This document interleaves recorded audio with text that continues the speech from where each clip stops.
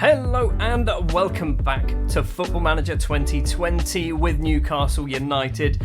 In this episode, we are up against second place Bournemouth. The Premier League right now is a little bit weird. Burnley currently top of the table, Bournemouth in second place, Liverpool and Chelsea also joint on 18 points at the top of the table, I might add. West Brom also up there in 6th place as well. It's a bit weird.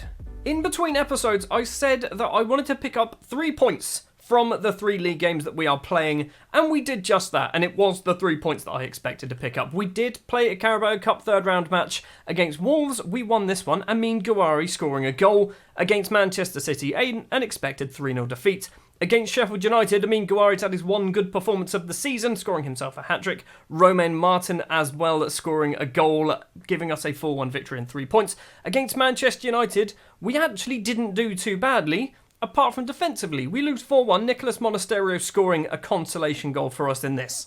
So as I'm sure you've already seen the league table, we are down in 15th.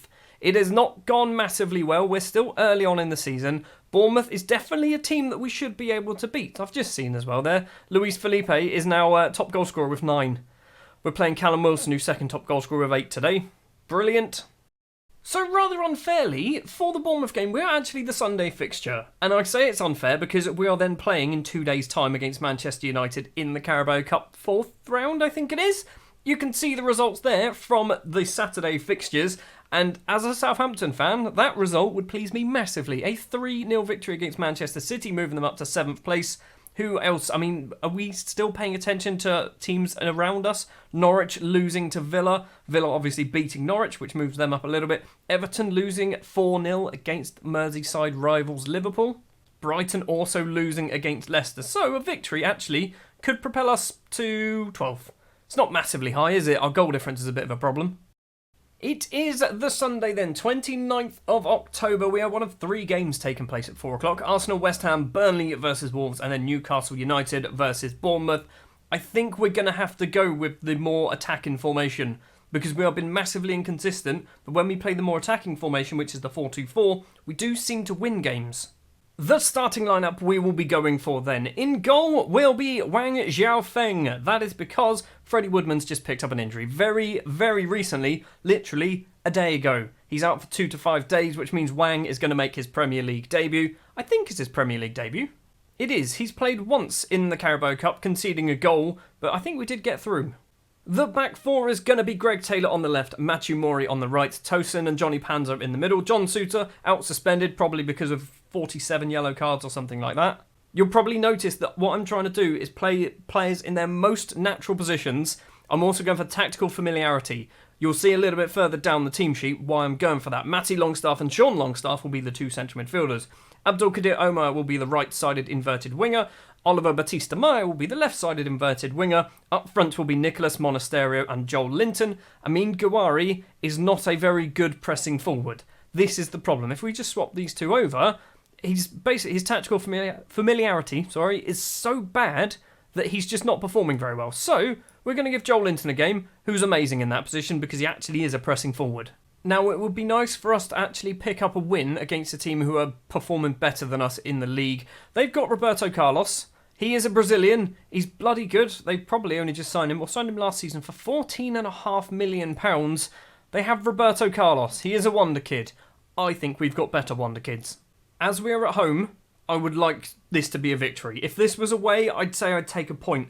Bournemouth have dropped down to 4th place in the table because of other teams obviously winning their games, but they are still up at the wrong end of the table. Mepham with the ball for Bournemouth, finds Angelino, chests it down, plays it all the way inside. Lerma back to Roberto Carlos, finds Victor Fisher on the left-hand side, gets tackled by Morey, and now Joel Linton, one-on-one with the keeper. He's got 6 minutes and 11 seconds on the clock. He nutmegs Ramsdale, who still somehow manages to save it. It is going to be a corner. Batista Mar takes the corner quickly. Johnny Panzo's there. Monasterio to Abdulkadir Omar. It's at the front post, but Aaron Ramsdale can hold on to it. We've started well. I think if we can keep this pressure up, Angelino's gone off injured as well. If we can keep this pressure up, we can nick the 3 points here. What is happening? Is this a highlight?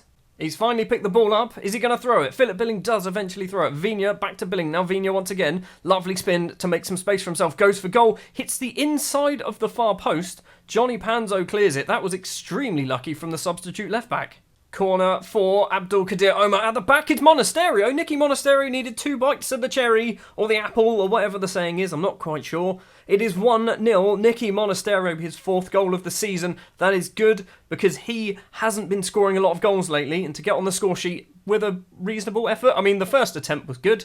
Probably should have actually connected to it. Throw on the right for Billing to take. Callum Wilson, who must be about 35 now. Vigna on the volley, and Matthias Vigna's just scored a worldie. It's not really a worldie, but it's a very good finish for a left-back. We can't hold on to a lead, can we? We cannot hold on to a lead at all. Right, half an hour on the clock. We're going to get creative. We're having more shots. We're reasonable on possession, 50-50. But we're not really seeing a lot of football. Batista Myers on a 6.4. Greg Taylor's on a 6.5. Or 6.4, sorry. And it's half-time. Just like that, nothing happens in the second half of the first half. Luis Nascimento, tell the team do it for our fans. No, don't do it for our fans. I've been far from pleased. Right, I'm going to change something. Because Batista Myers playing badly, and so is Greg Taylor, whereas Mori and Abdulkadir Omar are actually playing a right. I'm going to say go down the right-hand side. Try and focus the play down the right-hand side. See if that actually does anything. Maybe. Oh, did we do that? I shouldn't be messing with tactics, but we're doing it anyway. Throw early on for Bournemouth. Billing to Wilson to Arzani. Is that the Arzani, the Australian at Man City, possibly? Castagna plays the ball inside. Roberto Carlos goes for the shot. Not a shot, it's a pass. Vigna collects it. Runs into the area. Machimori can get the ball away. Lumps it upfield, finds Joel Linton. Monasterio is going to hopefully control it badly. Still manages to run onto it. He's got Joel Linton at the back post. If he just wants to use him, he doesn't. He's gone for goal himself. Joel Linton gets the rebound. We are back in front. Let's not balls this up. We've been playing now for 1 minute and 15 seconds. Let's not balls this up and concede straight away. I'm not quite sure on the physics of that shot, by the way, from Monasterio, but it went in. I'm okay with that.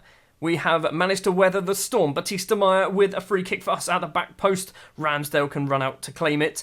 I'm thinking we probably need to bring off Batista Meyer because he's not having a particularly good game. Ramsdale with the ball in his hand. Lumps it upfield. Finds Victor Fisher with loads and loads of space. To Wilson, who also has just as much space. Goes for goal from outside the area. Blazes it over the bar. That is good news for us. And now Batista Meyer will be coming off. It is going to be Romain Martin. And we're going to do that back again. We'll keep the hit crosses early on, I think. Romain Martin's grown himself a nice little soul patch there. Robert Perez style. Chris Mepham to Vigna to Jefferson Lerma, who's somehow still at Bournemouth. Wilson, now he's through on goal. It's a great tackle, but the tackle actually made it easier for Wilson, didn't it? The tackle put the ball off to one side, which meant Wilson then could get it round the keeper a lot easier. It's 2-2. Why can we never win a game? Why are we struggling so badly? I mean, a point isn't the end of the world, but this is a 3-pointer that we should be winning. Wang with the goal kick, the Chinese international, 11 caps to his name. Martin, ball forward. Monasterio runs into the area, goes for goal, forces a save out of Ramsdale. The header clear from Vigna is lumped clear further, and the highlight ends. Right, we're turning that back off. We're going to go shoot on sight. Go for it. Just do something. Greg Taylor also needs to be coming off for Johan Mylard. He's not really a left back. In fact, he doesn't even have a left foot, but he's fast as all buggery. We're also going to do Jean-Pierre on as a Mazzala for Matty Longstaff. That is all of our subs. 20 minutes left to play. Throw for Bournemouth on the left or right-hand side. I'm not quite sure. Roberto Carlos collects it. Castagna with the ball. Roberto Carlos again, the Brazilian wonder kid, all the way over the top, finds Callum Wilson. Is he going to do it again? He doesn't do it again. He scuffs his effort wide of the post. We've got a throw. Mathieu Mori takes it. Jean-Pierre. Mori once again crosses in. Ramsdale makes a television save. So the highlight will start with the young English goalkeeper, who's probably not particularly young anymore, is he? He's probably about 25. Roberto Carlos to Jefferson Lerma. They're having so much space, like just in front of our midfield. And then also with our strikers, or their strikers, sorry. Castagna stops himself with the ball. Jean-Pierre intercepts it. Monasterio's pass is awful. And Bournemouth once again can potentially break. Mori intercepts Jean-Pierre. In front of him, he's got a man to pass to and doesn't do it. Why did he not pass that? Why did you not pass that to the man who's completely unmarked? Monasterio gets the ball. Romain Martin back to Monasterio. What a pass that is from the Frenchman. And Nicky Monasterio puts us back in front once again. We've got 15 minutes to play. Let's not throw this away. I don't want to go defensive, but I also don't want to lose or draw. We've got a throw with 10 minutes to play. It is going to be Mylard to take it. Martin collects the ball. Longstaff, but a space into the area. Goes for goal himself. Why did he go for goal from that? Right, I'm thinking we might try and do something to waste time. And by something, I mean, we're just going to tell them to waste time. Not quite sure how we can waste time and have a much higher tempo, but we're trying it anyway. 5 minutes of injury time. We've got no subs to do any time wasting. Abdulkadir Omar with a corner with 2 minutes of injury time to play. The ball is cleared. Martin collects it. Is he going to get it down the right to Abdulkadir Omar? He does. Edge of the penalty area. Joel Linton on a weird volley. It was a Firmino-esque celebration volley, that one was, wasn't it? Ramsdale can easily hold on to the ball. 1.5 minutes. Ramsdale runs with the ball. Come on, referee. Blow the whistle, make him do something. Roberto Carlos, ball forward, finds Ryan Fraser, who's probably only just come on the pitch. Carlos again, lumps it upfield, is trying to find Fisher. Mori back to Tosin. Now Abdulkadir Omar lumps it forward. Monasterio, who's on a hat-trick. Is he going to get himself a hat-trick? Ramsdale forces the save. Mepham gets the ball clear. It's looking like if we can hold on for another minute, we're picking up 3 valuable points. We still have a highlight going on. Mylard's throw. Is he going to go down the left wing to Monasterio? He tries to cut inside, gets round his man, can't quite cross it, and Roberto Carlos is going to now break free down the right. Loses out, actually, to the young Frenchman, Mylard. Now Martin, the other young Frenchman, the young Argentine, goes for goal, and Ramsdale once again makes a save. We've got 20 seconds. End this highlight now, and then just blow the full-time whistle, please.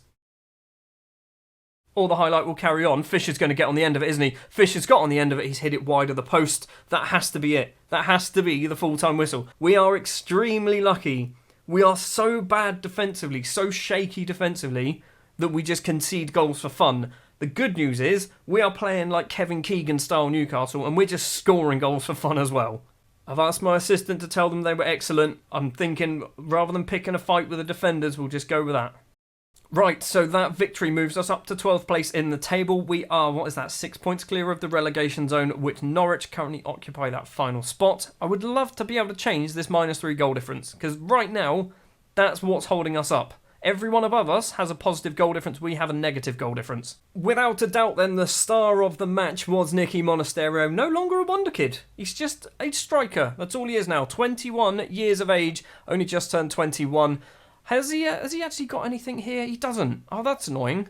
I was hoping he'd be dubbed the next Leo Messi or something like that. Unfortunately, he's just Nicholas Monasterio. That is going to do it then for this episode. Now, this is where my new schedule kicks in. You're not going to see another Newcastle video now until Friday morning, 10 a.m. on Friday morning. Then there'll be 4 more videos over the weekend, in theory. I will say this constantly, in theory.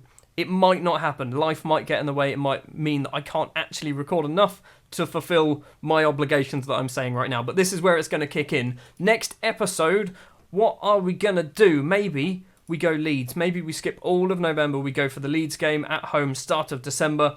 And then possibly after that, maybe Sheffield United, West Ham at the end of December.